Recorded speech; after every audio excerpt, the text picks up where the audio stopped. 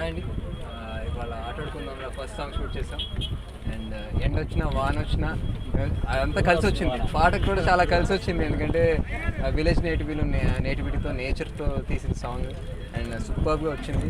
First Anoop fantastic song ఇచ్చారు, భాస్కర్ భట్ల గారు సూపర్గా రాశారు. అండ్ అది శేఖర్ మాస్టర్ అసలు ఇరగదీశారు. అండ్ డెఫినెట్గా కొత్తగా ఉంటుంది, చాలా కొత్తగా ఉంటుంది. అండ్ డైరెక్టర్ గారు కూడా చాలా inputs from music to lyrics to ఇక్కడ చాలా ఇన్వాల్వ్ అయి చేశారు. అండ్ సాంగ్ కూడా చాలా లావిష్గా వచ్చింది, అది మీరు రేపు స్క్రీన్ మీద చూస్తారు. సో థ్యాంక్ యూ శ్రీనివాస్ గారు అండ్ అందరూ, శివ గారు, డిఓపి మీరు చూస్తారు, రేపు అవుట్పుట్ మీరు చూస్తారు. I'm very satisfied. నేను ఎక్స్పెక్ట్ చేసిన దానికన్నా బెటర్గా వచ్చింది. So thank you everyone. Telugu ప్రేక్షకులకు నమస్కారం అండి. శ్రీనాథ్ కార్పొరేషన్ నుంచి ఆటాడుకుందాం రా 4వ సినిమా తయారవుతుంది. ఆల్రెడీ టాకీ మొత్తం కంప్లీట్ అయిపోయింది, పోస్ట్ ప్రొడక్షన్ ఫినిషింగ్లో ఉంది. సాంగ్స్ యాడ్ చేయడమే మిగిలింది, అందులో ఫస్ట్ సాంగ్ ఇప్పుడు అయిపోయింది. అనదర్ 2 సాంగ్స్ అబ్రాడ్లో ఉంటాయి. లాస్ట్ సాంగ్ సెట్ సాంగ్ ఉంటుంది. వితిన్ 1 మంత్లో సినిమా రిలీజ్కి ప్లాన్ చేస్తున్నాం. ఈ సాంగ్ అయితే ఎస్పెషల్లీ చాలా ఇప్పుడున్నటువంటి ట్రెండ్కి అనుగుణంగా బాగా పల్లెటూరి వాతావరణం, ఈ ఆర్ఎఫ్సీలో ఉన్నటువంటి ఈ పచ్చదనం, ఈ మిస్టీ వాతావరణం, ఇవన్నీ కూడా చాలా హెల్ప్ అయినాయి. ఇవన్నీ కూడా ప్రేక్షకులకు కనువిందు చేస్తాయి.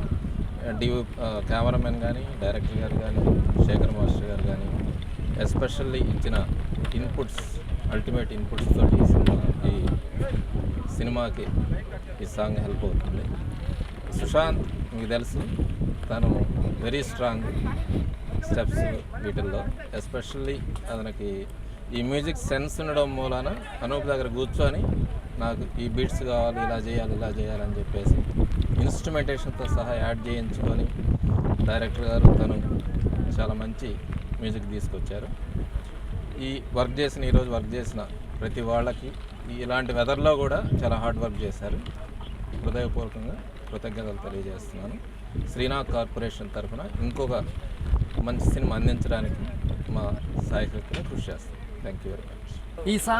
ఈ సాంగ్ గురించి కొత్తగా చెప్పాల్సింది ఏంటంటే, మామూలు regular song heroine song open చేయగానే ఎక్కడో ఫారిన్లోనే ఎక్కడో ఓపెన్ చేస్తాం, డ్యూయట్ అలా ఉంటాయి పాటలు. మామూలుగా రెగ్యులర్గా నేను చేశాను, అందరూ చేస్తారు అలాగా. బట్ ఈ సాంగ్ లక్కీగా ఈ కథ ప్రకారం ఏంటంటే, ఒక బ్లాక్ అండ్ వైట్లోకి వెళ్ళి వాళ్ళ తాతగారి సాంగ్ నుంచి సాంగ్ తీసుకొని ఒక కొత్త లొకేషన్కి వచ్చే సాంగ్ అనమాట. సో అది ఆడియన్స్ ఫ్రెష్గా ఫీల్ అవుతారని నేను ఫీల్ అవుతున్నాను. సాంగ్ చెప్పిన తర్వాత ఇమ్మీడియట్గా ఎక్స్ట్రాడినరీగా ఉంది కంటెంట్ అని చెప్పింది అనూప్. సో తను చాలా ఇన్వాల్వ్ అయ్యి చేశాడు, చాలా మంచి అవుట్పుట్ ఇచ్చాడనమాట. ఆ బ్లాక్ అండ్ వైట్ పల్లెకు పోదాం పారును చూద్దాం అన్న ఫ్లేవర్ నుంచి ఒక ట్రెండీగా తీసుకురావడం అన్నది అనూప్ చాలా ఎక్స్ట్రాడినరీగా ఇచ్చాడు. తర్వాత శేఖర్ మాస్టర్ తను ఎక్స్ట్రాడినరీగా కంపోజ్ చేస్తున్నాడు చాలా పాటలు. ఈ పాట అదే హీరో గారు అన్నట్టుగా స్క్రీన్ పైన చూస్తారు, చాలా ఎక్స్ట్రాడినరీగా కంపోజ్ చేశాడు శేఖర్. Super work. శివ పాపం తనని టార్చర్ పెట్టేసి ఎండ వాన సంబంధం లేకుండా క్రెయిన్లు, జిమ్మీలు, ఫ్లై క్యాములు పెట్టేసి తీయించేసాం. బట్ అవుట్పుట్ ఎక్స్ట్రాడినరీగా వచ్చింది. 100% ఈ సినిమాలో సాంగ్ ఇది హైలైట్ అవుతుంది. ఈ సాంగ్ గురించి మాట్లాడుకుంటారు. Thank you very much.